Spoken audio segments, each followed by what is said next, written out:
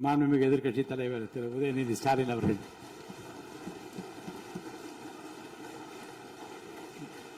மாண்புமிகு பேரவைத் தலைவர் அவர்களே, பெருமை வாய்ந்த இந்த அவையில ஆளுநர் உரையின் மீது நன்றி தெரிவிக்கின்ற தீர்மானத்தில் பேசுகின்ற வாய்ப்பை தந்த பேரவைத் தலைவருக்கு முதலினுடைய நன்றியை தெரிவிச்சுக்கிறேன்.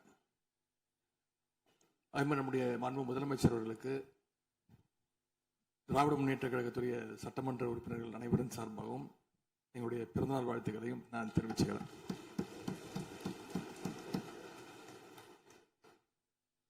இந்த புதிய ஆட்சி அமைஞ்சு சரியா 40 நாட்கள் கடந்திருக்கு.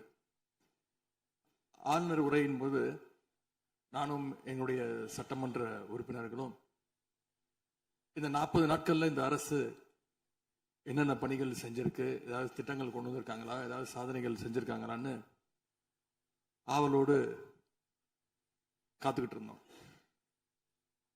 ஆனா எங்களுக்கு வெறும் ஏமாற்றம் மட்டுமே எஞ்சியது. அப்படி எதுவுமே ஆளுநர் உரையில எங்களுடைய கண்களுக்கு படவில்லை, எங்களுடைய காதுகளுக்கு கேட்கவில்லை.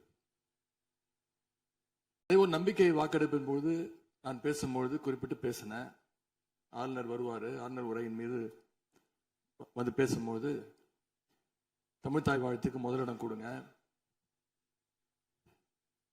அப்படின்னு சொன்னேன்.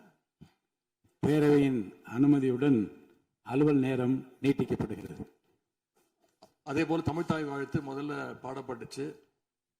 உடனடியாக தேசிய கீதமும் பாடப்பட்டுச்சு. தமிழ்தாய் வாழ்த்து ஒரு முறையும் தேசிய கீதம் 2 முறையும் பாடப்பட்டுச்சு. மரபு மீறல் நடந்திருக்கு. இதுவரை கடைபிடிக்கப்பட்டு வந்த மரபை மீறி 2 முறை தேசிய கீதம் பாடப்பட்டிருக்கு. இதே கோரிக்கையை இதற்கு முன்பு இருந்த ஆளுநர் எங்களுடைய ஆட்சி காலத்திலையும் வச்சிருந்தார். ஆனா எங்களுடைய தலைவர் அப்பொழுது மிக உறுதியாக இருந்து இந்த அவையுடைய இறையாண்மையை நாங்க பாதுகாத்திருக்கிறோம். பதவியேற்பு தான் ஆளுநர் மாளிகையில நடந்துச்சு. அங்க அவர் கேட்டுக்கொண்டபடி தேசிய கீதம் வந்தே மாதரம் எல்லாம் பாடினாங்க. ஆனா இப்போ ஆளுநர் உரை மக்களால் தேர்ந்தெடுக்கப்பட்ட பிரதிநிதிகள், சட்டமன்ற உறுப்பினர்கள் நாம பணி செய்கின்ற இந்த சட்டமன்றத்தில் தான் வாசிக்கப்பட்டிருக்கு. இது நம்மளோட டெரிட்டரி. இந்த நம்மளுடைய டெரிட்டரிய ஏன் ஆளுநர்கிட்ட கொடுக்கிற அளவுக்கு இங்க என்ன காம்ப்ரமைஸ் நடந்துச்சு அப்படின்னு மக்கள் கேட்க ஆரம்பிச்சிருக்காங்க. மாண்பு உறுப்பினர், ஆளுநர் உரையாற்ற வந்தபோது தமிழ்தாய் முதல்ல பாடப்பட வேண்டும் என்கின்ற இந்த அரசின் உறுதியான கொள்கையில் நாங்கள் நின்றோமா, இந்த அவை நின்றதா என்பதை நீங்கள் முதல்ல பார்க்க வேண்டும். நாட்டுப்பண் 2 முறை பாடியதில் என்ன தவறு என்று எனக்கு தெரியவில்லை. நாட்டுப்பண் 2ஆம் முறை பாடிய தவறு என்று நீங்கள் சொல்ல வருகின்றீர்களா? அப்படி தவறு என்றால் அது எந்த அடிப்படை தவறு என்று சொல்ல வருகிறீர்கள்? நமக்கு வேண்டியது நம்முடைய தாய்மொழிக்கு முக்கியத்துவம் தர வேண்டும், உறுதியாக நிற்க வேண்டும். இந்த அரசு எந்த சர்ச்சையும் ஏற்படுத்தாமல் நிதானமாக உறுதியாக தாய் தமிழ்தான் எங்களுக்கு அடிப்படை என்பதை வைத்து தமிழ்தாய் வாழ்த்தை பாட வைத்தார்களா இல்லையா? அந்த தமிழ்தாய் வாழ்த்தை பாட முடியாமல் வேறு விதமாக இந்த அவை திசை திருப்பப்பட்டு பல்வேறு பிரச்சனைகளுக்கெல்லாம் ஆளான காரணங்களை எல்லாம் 22ஆம் ஆண்டு பார்த்தோம், 23 பார்த்தோம், 24 பார்த்தோம், 25 பார்த்தோம், 26 பார்த்தோம். இந்த ஆண்டு தமிழ்தாய் வாழ்த்தை முதலில் பாட வைத்து தேசிய கீதத்தை 2 முறை பாடியதில் எந்த தவறும் இருப்பதாக நாங்கள் கருதவில்லை. அப்படி பாடியது தவறு நீங்களும் கருதிடக்கூடாது என்று நான் சொல்ல விரும்புகின்றேன். பேரவைத் தலைவர் அவர்களே, நாங்கள் கேட்டுக்கொண்டதுபடி தமிழ்தாய் வாழ்த்து முதல்ல ஒரு வாட்டி பாடிட்டீங்க. பொதுவாக இந்த அவையில் இருக்கக்கூடிய மரபு கடந்த காலங்களில், கடந்த ஆட்சி காலங்களில் தமிழ்தாய் வாழ்த்து ஒரு முறையும் நிகழ்ச்சி முடிஞ்சோடனே தேசிய கீதம் ஒரு முறையும் தான் பாடப்பட்டு நிகழ்ச்சிகள் முடியும். ஆனால் இந்த முறை நாங்கள் கேட்பது ஏன் 2 முறை தேசிய கீதம் பாடப்பட்டது அப்படிங்கிறது மட்டும்தான் எங்களுடைய கேள்வி. அப்படின்னா தமிழ்த்தாயை தமிழ்த்தாய் வாழ்த்தையும் 2 முறை நீங்கள் பாட சொல்லி உங்களுடைய ஆளுநர்கிட்ட நீங்க ஒரு கோரிக்கை வச்சிருந்திருக்கலாம். அது இங்க பேசும்போது உறுப்பினர்கள்லாம் ஆளுநர் அவ்வளவு மகிழ்ச்சியாக இருக்கிறாங்கன்னு சொல்லி, ஆளுநரை விட நீங்கெல்லாம் ரொம்ப மகிழ்ச்சியா இருக்கிறீங்க. தமிழ்த்தாய் வாழ்த்தை ஆளுநர் முன்னாடி நாங்க பாடி காட்டிட்டோம் அப்படின்னு பெருமை பொங்கு இங்க எல்லாம் பேசிக்கிட்டு இருக்கிறீங்க. நீங்க சொல்றதை பார்த்தா தமிழ்த்தாய் வாழ்த்தை விட ஆளுநர் தான் உங்களுக்கு முக்கியம் அப்படிங்கிற எண்ணம் எங்களுக்கு ஏற்படுது, மக்களுக்கும் ஏற்பட்டுக்கிட்டு இருக்கு. பொதுப்பணித்துறை அமைச்சர். மாண்புமிகு பேரவைத் தலைவர்களே, தமிழ்த்தாய் வாழ்த்து எங்களுடைய முதல்வருக்கு உயிருக்கு எந்த அளவிற்கு முக்கியமோ அதே அந்த அளவுக்கு நாங்கள் முக்கியத்துவம் தருவோம். மாண்புமிகு எதிர்க்கட்சி தலைவர் அவர்கள் நாங்களும் பேச விட மாட்டோம். நீங்க ஒத்துழைப்பு கொடுக்கலன்னா நாங்களும் பேச விட மாட்டோம். அமைச்சர், தமிழக அரசுடைய ஸ்டாண்ட நாங்க பேசுறோம். எங்களுக்கும் குரல் கொடுக்க தெரியும். இந்த அவையை மாண்பை நாங்களும் பாதுகாக்கிறோம். மாண்புமிகு எதிர்க்கட்சி சொல்லக்கூடிய நோக்கம் தமிழக மக்களுக்கு தவறுதலா சொல்லக்கூடாதுங்கிற பதிவை நாங்கள் செய்கிறோம். எங்களுடைய முதலமைச்சருடைய எண்ணம் என்ன, தமிழக மக்களுடைய எண்ணமோ அதுதான் எங்களுடைய முதலமைச்சருடைய எண்ணம். கடந்த 3-4 வருடங்களாக தமிழ்த்தாய் வாழ்த்து இங்க பாடப்படல. ஆளுநரை எதிர்த்தீர்கள், வெளிநடப்பு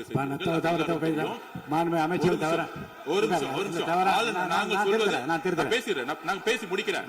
ஆளுநர் முன்பு ஆளுநர் முன்பு மாண்புமிகு அமைச்சர் அவர்கள் ஒண்ணு தமிழ்த்தாய் வாழ்த்து பாடப்பட்டது. இல்ல நான் சொன்னது, நான் கருத்து என்னன்னா ஆளுநர் முன்பு பாடப்பட்டது கிடையாது. அதுதான் நான் சொல்ல வரேன். நான் பேசிடுறேன். ஆளுநர் புறக்கணித்தார், அதற்கு பின்பு பாடப்பட்டது. ஒரு நிமிஷம் நான் பதிவு பண்ணி, ஒரே நிமிஷம் நான் பதிவு பண்ணிடுறேன். நான் எங்களுடைய பதிவை நாங்க பதிவு பண்ணிடுறோம். அதுல சொன்ன வார்த்தைகள் எங்களுக்கு கஷ்டமா இருந்துச்சு. காம்ப்ரமைஸ்ங்கிற வார்த்தை எங்களுக்கு கடினமா இருந்துச்சு. நாங்க திருப்பியும் நாங்க பதிவு பண்ணிக்கிறோம். எந்த விதமான காம்ப்ரமைஸும் கிடையாது. தமிழ்த்தாய் வாழ்த்தை முதலில் பாடப்பட்டது எங்களுடைய முதலமைச்சருடைய வெற்றி, தமிழக மக்களுடைய வெற்றிங்கிறத நாங்க பதிவு பண்ணி, எந்த காம்ப்ரமைஸும் இங்க நடக்கல. அதை நாங்க பதிவு பண்றோம். உறுப்பினர் பேரவைத் தலைவர்களே, நாங்க மீண்டும் அதான் கேட்கிறோம். தமிழ்த்தாய் வாழ்த்து ஒரு முறை பாடிட்டீங்க, அதுக்கு வாழ்த்துக்கள். ஏன் தேசிய கீதம் 2 முறை பாடப்பட்டுச்சு? அப்ப ஆளுநர்கிட்ட நீங்க கோரிக்கை வச்சிருக்கனால நீங்க தேசிய கீதம் 2 முறை பாடப்படணும்னா நாங்க தமிழ்த்தாய் வாழ்த்து 2 முறை இல்ல 3 முறை நாங்க போடுவோம்னு சொல்லி அதை நீங்க செஞ்சு காட்டிருக்கணும். அதுதான் நான் கேட்கிறேன். உங்களுக்கு இப்ப ஆளுநர் முக்கியமா, தமிழ்த்தாய் வாழ்த்து முக்கியமா அப்படிங்கறத நான் இந்த அரசுகிட்ட நான் கேட்க விரும்புறேன். ஆட்டுக்கு தாடியும் நாட்டுக்கு ஆளுநரும் தேவையில்லைன்னு சொன்னவர் பேரறிஞர் அண்ணா அவர்கள். அவரை உங்க கொள்கை தலைவர் லிஸ்ட்ல அட்டாச்சும் பண்ணியிருக்கிறீங்க. ஆனா இன்னைக்கு ஆளுநரை தலையில வச்சு கொண்டாடிட்டு இருக்கீங்க. நான் கேட்க விரும்புது, நீங்க எல்லாம் சேர்ந்து மாண்புமிகு எதிர்க்கட்சி தலைவர் அவர்களுக்கு ஒன்று சொல்றேன். ஆளுநருக்குரிய மரியாதை மட்டும்தான் தரப்பட்டது. யாரையும் தலையில வைத்து கொண்டாட வேண்டிய அவசியம் இந்த அரசுக்கு இல்லை. இந்த அவையை பொறுத்த வரைக்கும்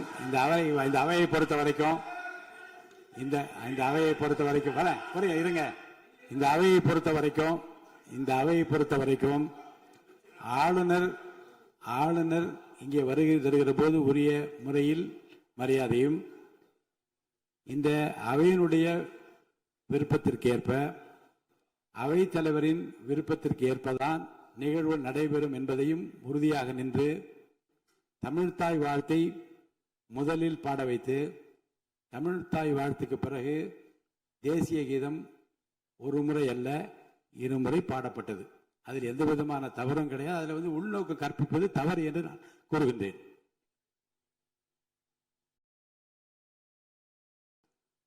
பேரவைத் தலைவர் அவர்களே, கல யதார்த்தத்துக்கும் ஆளுநர் உரைக்கும் மிகப்பெரிய வித்தியாசம் இருக்கின்றது. மிகப்பெரிய வேறுபாடு எங்களுக்கு தெரிகின்றது. ஆளுநர் உரை என்பது அரசனுடைய கொள்கைகளை, திட்டங்களை, விஷன் அண்ட் மிஷன் ஸ்டேட்மெண்ட் அப்படின்னு சொல்லுவாங்க. அதன்படி அமைந்திருக்க வேண்டும்.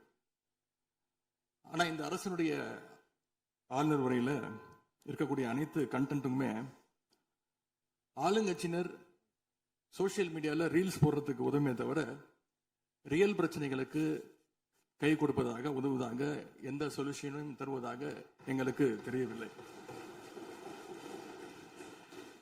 வழக்கமாக எதிர்க்கட்சி தலைவர்கள், எதிர்க்கட்சிகள் ஆளுங்கட்சிகளுடைய நிறை குறைகளை பேசுறது வழக்கம். அதுதான் எதிர்க்கட்சியுடைய பொறுப்பு, அதுதான் கடமை.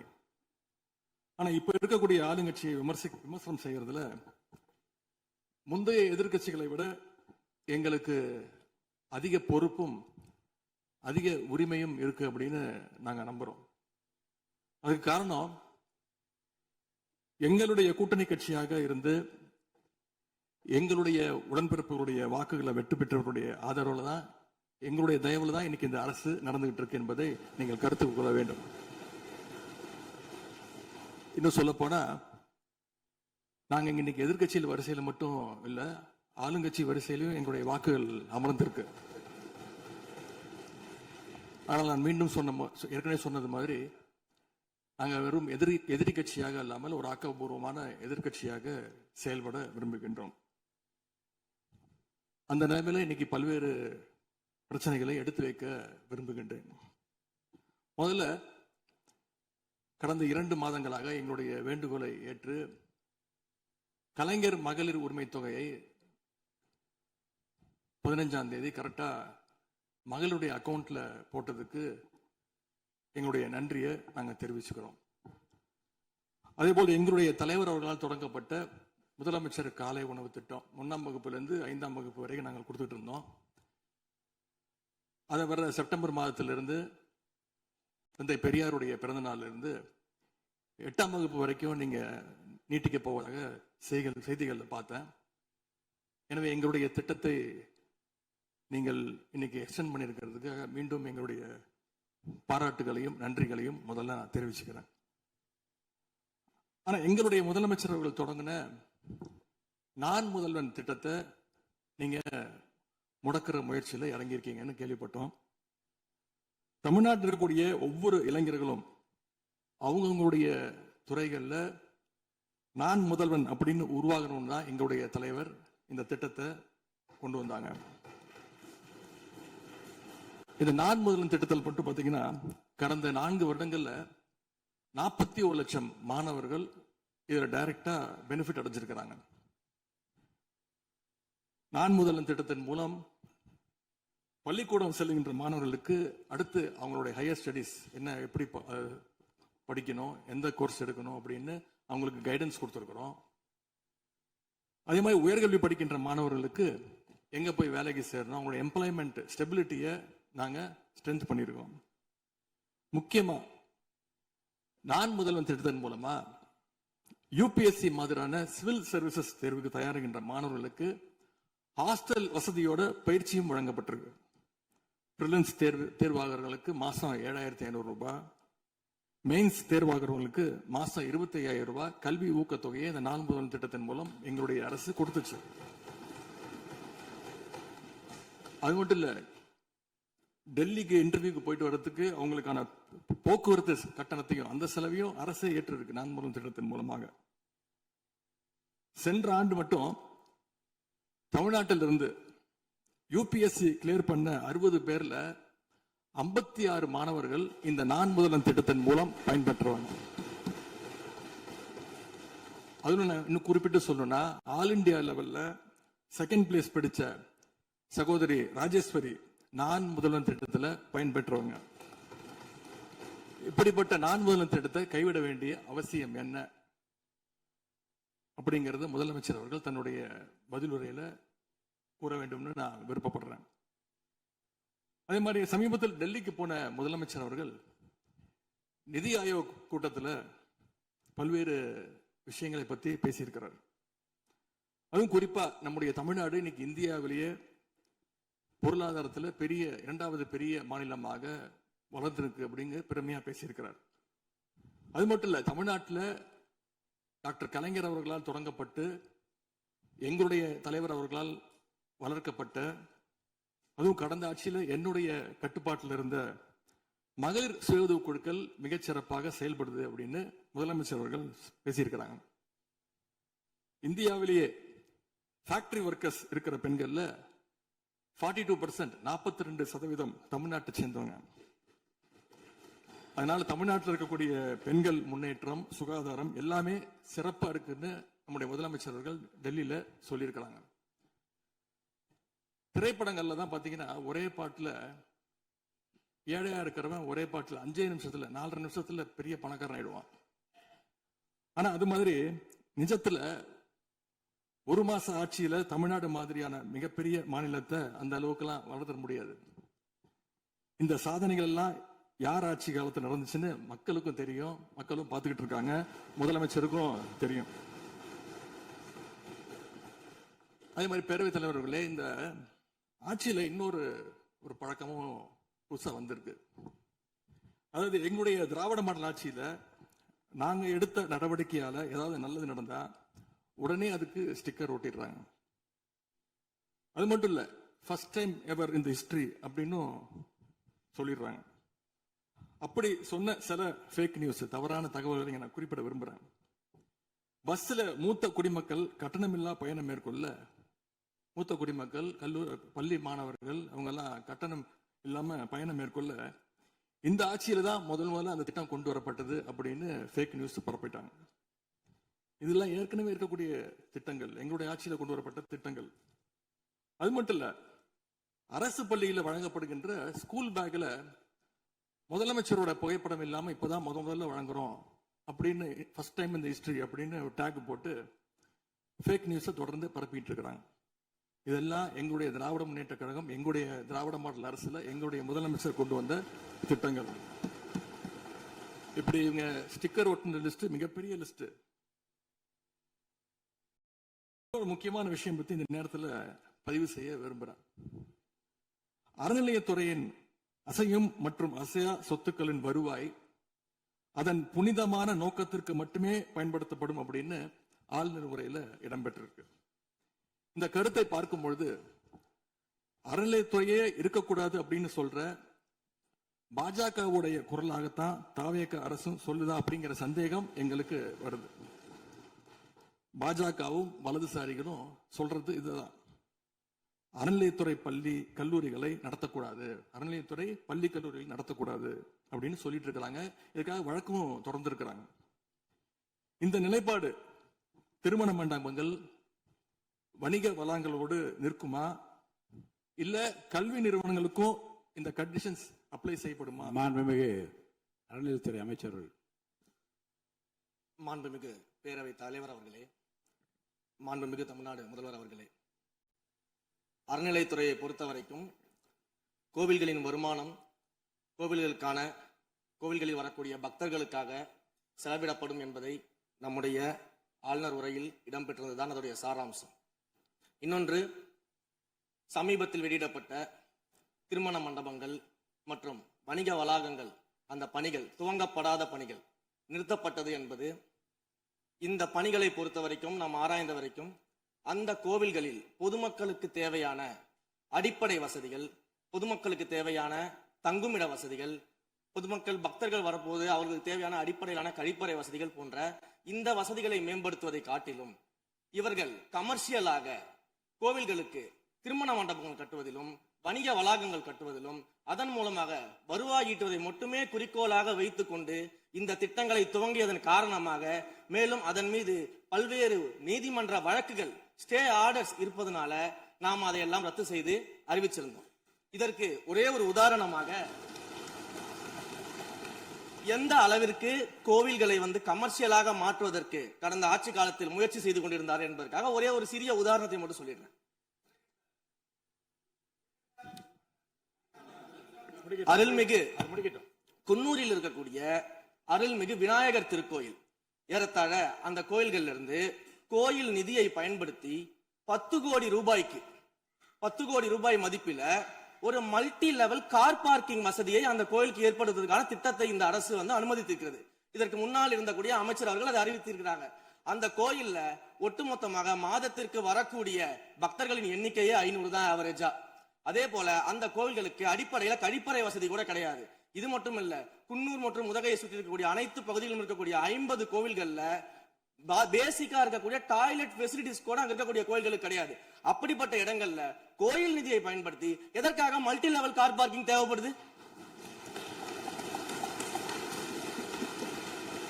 அப்ப இது கமர்ஷியல் திட்டங்கள் இல்லையா? கோவில் நிதியை இப்படி கமர்ஷியலாக பயன்படுத்துவதற்கு எதிராக தான் நாம இந்த திட்டங்களை எல்லாமே தடுத்து, இந்த திட்டங்கள் தேவையில்லை, அதற்கு பதிலாக நம்முடைய அரசாணையிலே வெளியிட்டிருக்கிறோம். மிக தெளிவாக கடைசி வரியை படித்து பார்த்தால் எல்லாருக்கும் தெரியும். இந்த கோவில் நிதியை பயன்படுத்தி கோவிலும் பக்தர்களும் பயன்படக்கூடிய வகையில மாற்று திட்டங்களை உருவாக்கும்ன்ற வரியை நம்ம மென்ஷன் பண்ணியிருந்தோம். எந்த இடத்திலையுமே மக்கள் பயன்படக்கூடிய கல்வி நிலையங்களையோ இல்ல இது போன்ற மருத்துவ வசதிகளையோ நாம செய்து தர மாட்டோம்னு சொல்லல. இன்னும் சொல்ல போனா கடந்த 5 ஆண்டுகள்ல ஒன்றிய அரசின் நிதி உதவியோடு பழனியில பாத்தீங்கன்னா ஒரு சித்த மருத்துவமனை கட்டுவதற்கான நிதி உதவியை ஒன்றிய அரசு தருவதற்கு தயாராக இருந்தது. ஆனா கடந்த ஆட்சியில அந்த திட்டத்தை அப்படியே கிடப்புல போட்டுட்டு கேட்டா ரெக்கரிங் செலவை எங்களால ஏத்துக்க முடியாது அப்படின்னு சொல்லி கிடப்புல போட்டு வச்சிருந்த இந்த திட்டத்தை நாம இன்றைக்கு கையில் எடுத்து அதை துவங்குவதற்கான ஆய்வில் இறங்கியிருக்கிறோம். அப்ப எந்த இடத்திலையுமே மக்கள் பயன்பெறக்கூடிய திட்டங்களை நாம தடுக்கவும் இல்ல, நாம யாருக்கும் பி டீமாக இருந்து வேலை செய்ய வேண்டிய அவசியமும் இல்ல. கோயில்களின் நிதியை ஒரு காலமும் கமர்ஷியலாக பயன்படுத்த வேண்டிய அவசியமும் மாண்புமிகு தமிழ்நாடு முதலமைச்சர் தலைமையிலான தமிழக வெற்றி கழகத்தின் ஆட்சிக்கு தேவையும் இல்லை. மாண்புமிகு உறுப்பினர் சேகர் பாபு. மாண்புமிகு பேரவைத் தலைவர் அவர்களே, இந்து சமய அறநிலைத்துறை கொடைகள் என்ற ஒரு சட்டம் இருக்கின்றது. அந்த சட்டத்தில் விதி 69 என்ற குறிப்பிடப்பட்டிருக்கின்ற அந்த பணிகள் சட்ட விதிகளுக்கு உட்பட்டு சட்டத்தின் 36 பிரிவிலிருந்து தான் இந்த பணிகள் மேற்கொள்ளப்பட்டன. குறிப்பாக ஏதோ அமைச்சரே முடிவு செய்து திருமண மண்டபங்களையும் வணிக வளாகங்களையும் ஏற்படுத்துவதற்கு உத்தரவிட்டதாக மாண்புமிகு அமைச்சர் அவர்கள் அவைக்கு உண்மைக்கு புறம்பான தகவலை தந்து கொண்டிருக்கின்றார். ஒவ்வொரு திட்டங்களும் அன்றைய காலகட்டத்தில் இருந்த சட்டப்பேரவை உறுப்பினர்களுடைய பரிந்துரையின் அடிப்படையில், சட்டப்பேரவை உறுப்பினர்கள் கேட்டுக்கொண்டதற்கு அடிப்படையில் தான் அனைத்து திட்டங்களும் அந்த காலகட்டங்களில் கொண்டு வரப்பட்டது. அதோடு மட்டுமல்ல, உறுப்பினர் அவர்கள் குறிப்பிட்டு கூறினார், குன்னூரிலே மல்டி லெவல் கார் பார்க்கிங் கொண்டு வரப்பட்டது என்று. அங்கே இருக்கின்ற 56 கோயில்களையும் நான் குன்னூரிலே 5 நாட்கள் ஊட்டியிலே முகாமிட்டு அனைத்து கோயில்களுக்கும் நேரடியாக சென்று ஆய்வு செய்தோம். அந்த ஆய்வின் அடிப்படையில் அந்த திருக்கோயில்களுக்கு வருகின்ற பக்தர்களுடைய அடிப்படை தேவைகளுக்கு வருமானத்தை உயர்த்துவதற்காக குன்னூருக்கு சுற்றுலாவிற்கு வருகின்ற மக்களுடைய வாகனங்கள் போதிய அளவிற்கு பார்க்கிங்களுக்கு இடமில்லாமல் தவிக்கின்ற சூழ்நிலையில் அங்கே மல்டி லெவல் பார்க்கிங் கொண்டு வந்தால் நகராட்சி பரிந்துரையின் அடிப்படையில் வருமானம் பெருகும். அந்த வருமானம் திருக்கோயில்களுடைய மேம்படுத்துகின்ற பணிகளுக்கு உதவும் என்பதற்காகத்தான் அந்த பணிகளை மேற்கொண்டோம் என்பதை மாண்புமிகு அமைச்சர் அவர்களுக்கு இப்போது யார் அறிவுறுத்தி, ஒரு நிமிஷம், யார் அறிவுறுத்தி இந்த அரசாணையை வெளியிட்டிருக்கின்றாரோ அவர்தான் அப்பொழுது ஆணையாளராக இருந்தபோது இதே அறிவுறுத்தின் பேரில் அரசாணையை வெளியிட்டிருக்கிறார் என்பதை பேரவைத் தலைவருக்கு, பேரவைத் தலைவர் வாயிலாக அமைச்சருக்கு தெரிவித்துக் கொள்கிறேன். மேலும் அவர் கூறுவதற்கு எனக்கு பாயிண்ட் ஆஃப் ஆர்டர்ல பதில் கூறுவதற்கு அனுமதிக்க வேண்டும். மாண்புமிகு பேரவைத் தலைவர் அவர்களே, குன்னூரில் இருக்கக்கூடிய அந்த விநாயகர் கோயிலுக்கு சொந்தமான இடத்துல மல்டி லெவல் கார் பார்க்கிங் அமைப்பதற்கு ஏற்கனவே அங்க இருக்கக்கூடிய நகராட்சி நிர்வாகம் ப்ரப்போசல் வழங்கிய போது அந்த நகராட்சி நிர்வாகத்திடம் நம்முடைய நிலத்தை குத்தகைக்கு கொடுத்து அதன் மூலமாக இருக்கக்கூடிய வருவாயை வைத்துக் கொண்டு நாம் முடிந்த வரையில் நம்முடைய கோயில்களுக்கு தேவையான அடிப்படை வசதிகளை நாம் செய்து கொடுக்கலாம். ஆனால் கோயில் நிதியவே 10 கோடி எடுத்து அங்க மல்டி லெவல் கார் பார்க்கிங் எந்த விதமான பொதுமக்களும் பக்தர்களும் கேட்கல. பக்தர்களும் பொதுமக்களும் கேட்பதெல்லாம் கோயிலுக்கு உள்ளே சென்று மனநிறைவோடு தரிசனம் செய்துவிட்டு வெளியே வரும்பொழுது அவர்களுக்கு தேவையான அடிப்படை வசதிகளை தான் பக்தர்கள் கேட்டுக் கொண்டிருக்கிறார்கள். அதை செய்தாலே போதுமானது. மாண்பு எதிர்கட்சி தலைவர் பேசுகிறீங்க. மாண்பு போதுங்க. நீங்க சொன்னீங்க, விளக்கம் சொல்லி திருப்பி இதை நான் அனுமதிக்க முடியாது. மாண்பு எதிர்கட்சி தலைவர் பேசுங்க. வேண்டாம், போதும். நீங்க பதில் சொல்லிட்டீங்க பாருங்க. மல்டி லெவல் கார் பார்க்கிங் தேவைன்னு அவர் இல்லைன்னு சொன்னாரு, ஏன் போட்டு நீங்க சொல்லிட்டீங்க.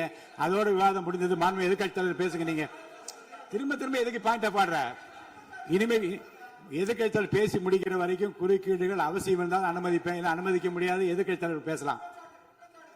ஒரு குற்றச்சாட்டு இல்ல, அவர் விளக்கம் தான் சொன்னார். என்ன குற்றச்சாட்டு சொன்னாரு? அவர் விளக்கம் சொல்லிட்டாரு. மாண்பு எதிர்க்கட்சி தலைவர் நீங்க பேசலாம். இனி மாண்பு எதிர்க்கட்சி தலைவர் பேசி முடிக்கிற வரைக்கும் எந்த குறுக்கீடுகளுக்கும் நான் அனுமதிக்க முடியாது. அவசியம் ஏற்பட்டால் விதிகள் உட்பட்டு அனுமதிக்க வேண்டிய உரிமை எனக்கு இருக்கிறது. இப்போது மாண்பு எதிர்க்கட்சி தலைவர் பேசலாம். சொல்லிட்டீங்க, நீங்க பதில் பாருங்க. அவர் சொன்ன உடனே நீங்க பதில் சொல்லிவிட்டீர்கள். குற்றச்சாட்டு அல்ல, விளக்கம் சொன்னார் அவரு. 10 கோடி ரூபாய்க்கு இந்த இடத்துல 10 கோடி ரூபாய்க்கு கோயில் பணத்தை எடுத்து ஏன் பயன்படுத்தினீங்க, அது வேற எதுக்கு பக்தர்களுக்கு பயன்படு விளக்கம் சொன்னார். அவ்வளவுதான். குற்றச்சாட்டு எப்படி வராது? உங்க மேல குற்றச்சாட்டு வைக்கலையே, தவறா பயன்படுத்துறீங்க, அதுல தவறு நடந்து அவர் சொல்லலையே. அதை குற்றச்சாட்டாக எடுத்துக்கொள்ள முடியாது, விளக்கமாகத்தான் எடுத்துக்கொள்ள முடியும். மாண்புமிகு எதிர்க்கட்சி தலைவர் அவர்கள் பேசலாம்.